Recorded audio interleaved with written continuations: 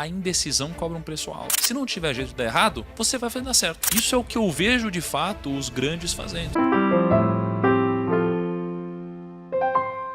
Eu tinha atingido minha liberdade financeira com 26, 27 anos, foi cedo. E aí eu comecei a pensar, caramba, cara, como que eu consegui atingir minha liberdade financeira, né? Porque, por mais que eu tivesse tido muito amor na minha vida, eu tive muito perrengue também. Então eu era o cara que eu trabalhei como barman, como garçom, né? E eu lembro que no momento que os meus amigos estavam indo nas festas para se divertir, né? Então eu lembro que eu trabalhava mais do que todas as pessoas que estavam ao meu redor, né? E a maioria das pessoas não se preocupavam com isso. No final de semana eu trabalhava, a maioria não se preocupava com isso. Então eu tive um momento muito difícil da minha vida em relação a esforço, em horas de trabalho. E chegou um belo momento que eu atingi minha liberdade financeira. Eu falei, caramba, peraí. Com certeza eu dei algum tipo de sorte, mas eu devo ter feito alguma coisa certa também para ter atingido a minha liberdade financeira tão cedo em relação às outras pessoas. E comecei a estudar na época. E uma das pessoas que eu estudei tinha sido Napoleão Hill, né? O Napoleão Hill foi um cara que estudou sobre riqueza na época dele, né? No tempo dele. Só que num tempo onde não existia internet. E aí eu me questionei, poxa, será que existe algum motivo do porquê as pessoas prosperam? E eu pensei, como temos acesso à internet hoje, imagina como a gente não pode fazer uma análise muito mais quantitativa do que ele fez na época dele. E aí foi daí que a gente começou a ir em busca do porquê algumas pessoas prosperam e outras não. Será que existe um código? Um dos primeiros grandes nomes que tinha conseguido tinha sido Chris Gardner. Na época da escola de vocês, tinha aquela aula onde a professora faltava e todo mundo assistia filme? Tinha, não tinha? Na minha também. E aí era sempre o mesmo filme, cara. A Procura da Felicidade. Era o mesmo filme, cara. Era sempre esse mesmo filme. E aí, mais pra frente, talvez por uma inspiração disso ou por um acaso, eu virei um assessor de investimentos. Que era exatamente o que o Chris Gardner fazia no filme A Procura da Felicidade. E eu virei justamente isso aqui no Brasil, então ele era um dos meus grandes ídolos. E aí quando ele vinha pro Brasil, eu fui um dos caras que tive acesso a conversar com ele. E aí eu fui pro hotel onde eles estavam hospedados pro evento, e eu sempre fui um cara de me esforçar mais do que a média. E nesse dia, tinha um horário pra gravar com o Chris Gardner. Era 11 horas que eu ia gravar com o Chris Gardner. Só que eu tinha chegado extremamente cedo esse dia. Eu nem lembro se tinha chegado 5, 6 da manhã, sei lá. E aí, a gente muito cedo preparou tudo. Então já tinha poltrona, já tinha câmera, tinha tudo isso. E devia ser, sei lá, nem 7 da manhã. E nesse dia ia gravar eu, a Forbes, a Globo e o BTG Pactual na época. E aí, por algum motivo, o Chris Gardner ele veio mais cedo. Tava ele com uma assessora e a assessora olhou pra mim e falou assim, não, a gente não vai gravar com esse menino agora não. É só depois e se sobrar tempo, né? Aí o Chris Gardner olhou que eu tava pronto. Aí ele falou, não, vou gravar sim. Aí ele veio andando, aquele brutamontes assim. Aí ele falou, garoto, eu vou gravar com você porque você tá pronto e os profissionais estão sempre prontos. Aí eu lembro que uma das primeiras perguntas que eu fiz foi, por que você tem 2 relógios? Aí ele falou, porque eu não tenho tempo pra perder.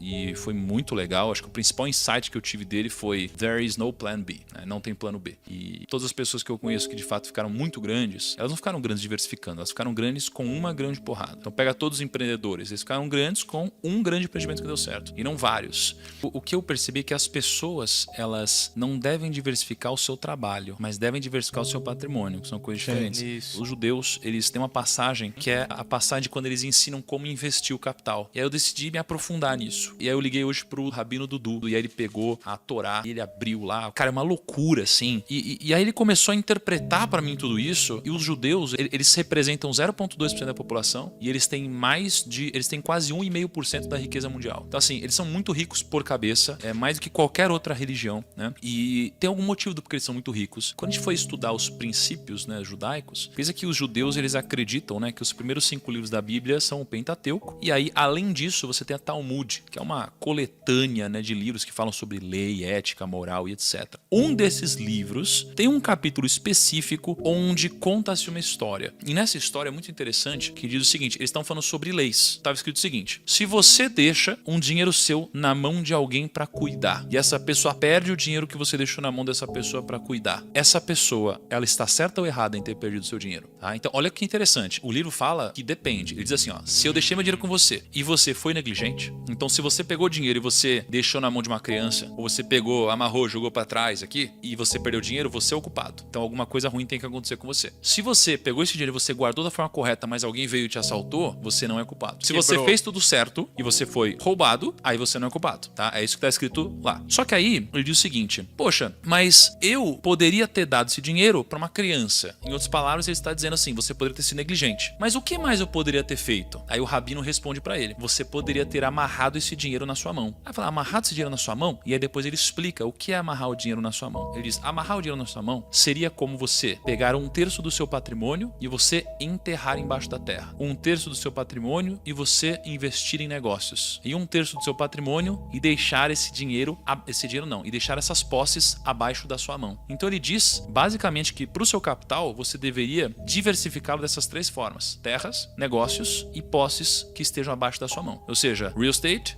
ações e reserva de valor. Então é muito interessante quando a gente fala sobre diversificação e quando o Chris Gardner fala sobre plano A, que eu vejo que o que te enriquece é o trabalho. Então no trabalho não existe espaço para plano B, C, D, é um único plano. Por quê? Porque se não tiver jeito de dar errado, você vai fazer dar certo, tá?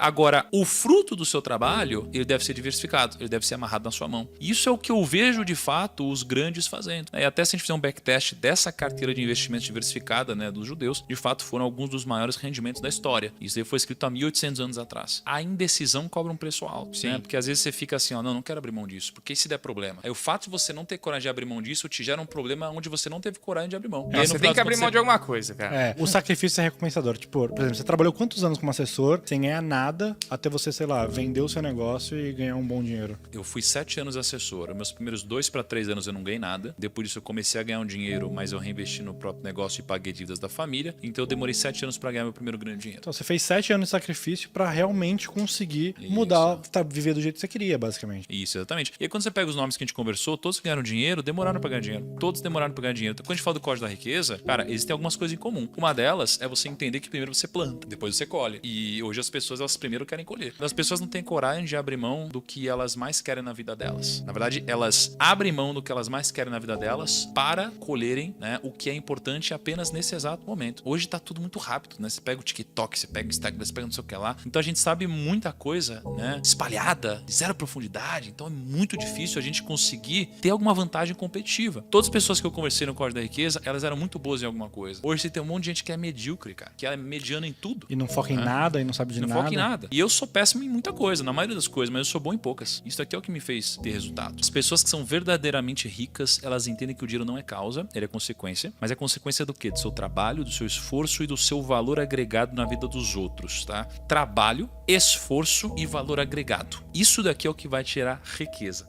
Trabalho, esforço e valor agregado. Por que trabalho? Porque o trabalho, ele tem a ver com você multiplicar algo que você é bom, não algo que você é ruim, né? O trabalho é diferente do emprego. O trabalho é você multiplicar algo que já está dentro de você, algo que você já desenvolveu, algo que você é melhor do que os outros. Quando você desenvolve algo que você é pior do que os outros, você provavelmente não vai conseguir resolver a equação da riqueza, porque vai ter muita gente melhor do que você se esforçando no mesmo grau que você está se esforçando. Então você não vai ter nenhum diferencial, vai ser difícil você construir algo que ninguém mais construiu. Então é importante você entender onde você é bom e você trabalhar isso, porque é isso que vai te dar vantagem competitiva. Mas o ambiente, ele nos prepara para geralmente fazer o quê? Multiplicar o que a gente é ruim, esforçar onde a gente é ruim, passar tempo onde a gente é ruim. A escola faz isso com a gente. Nossa. A escola faz a gente ficar lá repete ano, até você entender química. Pô, cara, imagina o seguinte, olha que bizarro. Você é um cara que odeia química. Você pode usar química se você for por uma linha importante, né, da sua vida que use química, mas na maioria das vezes não. Você já decidiu que você não vai usar química, você só vai usar, sei lá, uma coisa que não tem nada a ver com química. E aí a escola te repete 2 anos, te faz passar 2 anos, te faz perder 2 anos na sua vida porque você, por algum motivo, era extremamente talentoso em, sei lá, em português e horrível em química. E a vida, ela não vai te premiar pelo que você é horrível, vai te premiar só pelo que você é bom. Você vai contratar alguém pro seu time que é incrível em algo que ela faz, e não uma pessoa que é horrível. Então, trabalho é multiplicar onde você já é bom, o que você tem. Depois, o seu esforço. O seu esforço, porque, cara, você pode ser extremamente talentoso em alguma coisa, né? Mas se você não se esforçar nisso...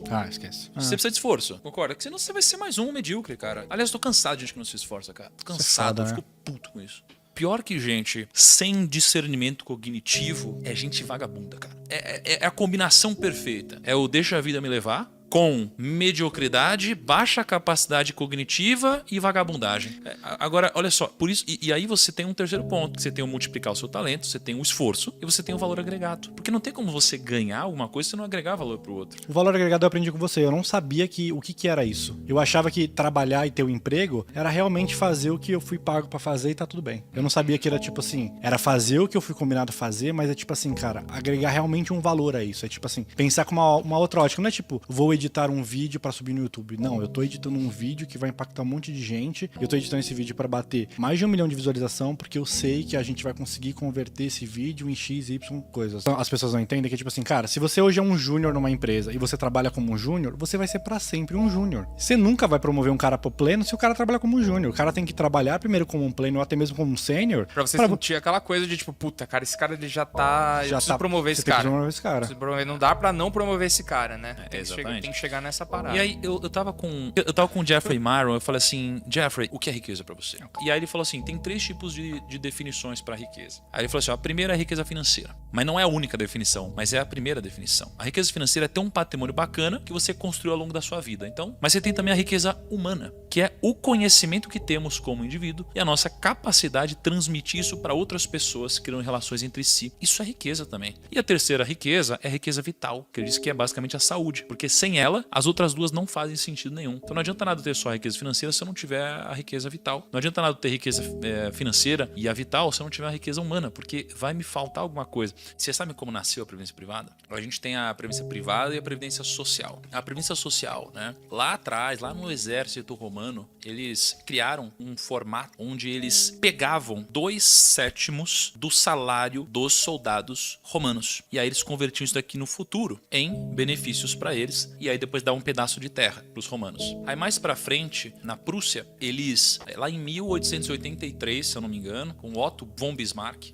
eles basicamente criaram um mecanismo onde eles pegavam uma parte do salário dessas pessoas, né, dessa contribuição, para que no futuro eles pudessem se aposentar. Então aqui você tinha uma previdência social começando a ser criada porque as pessoas nunca se planejam para o futuro. E o que acontecia? A média de idade aqui era de mais ou menos 35 a 45 anos, a expectativa de vida. Então, olha que interessante, naquela época, algo que era desordenado funcionava porque era desequilibrado pelo lado do governo. As pessoas, elas morriam antes de colher o benefício. Com o passar do tempo, imagina que o governo, né, lá na época da Europa, assim, o governo começou a ter muita grana sendo acumulada e eles não devolviam o benefício, porque as pessoas morriam antes. Né? E aí começou a fazer o quê? Começou a gastar isso tudo. E quando eles começaram a gastar, com o passar dos anos, eles começaram a ter alguns problemas. O problema é que as pessoas começaram a viver mais, a expectativa de vida aumentou. O segundo é que os gastos do governo também aumentaram. E conforme foi passando o tempo, chegou uma hora que criou-se um rombo, né? Porque a previdência social é muito dita por aí que é uma das maiores pirâmides do mundo. Porque de fato a gente paga hoje, não para o nosso futuro, mas sim para bancar quem está aposentado hoje. E só que foi ficando tão mais caro que antigamente muitas pessoas no Brasil pagavam para sustentar quem está aposentado. Hoje, pouca gente paga para muita gente que está aposentada. E por causa disso, a previdência social deu todo esse rombo no Brasil, que tá todo mundo falando, né, da reforma da Previdência e tal. E daí criou-se a Previdência Privada, que era a possibilidade do próprio investidor, contribuinte, empregado, enfim, montar a sua Previdência. E isso daqui é uma ferramenta para que você faça as coisas no timing certo, e as pessoas que não fazem as coisas no timing certo não conseguem desfrutar das coisas também no timing certo. O timing do desfrute das coisas não é no imediatismo. O timing do desfrute das coisas é depois de você passar por um processo de construção. E as pessoas invertem essa ordem. Elas fazem tudo ao contrário. Quando elas têm saúde, elas destroem a saúde delas. Aí quando não sobra mais saúde, elas são obrigadas a trabalhar. Quando elas são obrigadas a trabalhar, elas não investiram em se capacitar. E agora elas estão competindo com quem fez isso. Você entra num ciclo onde você tá ferrado.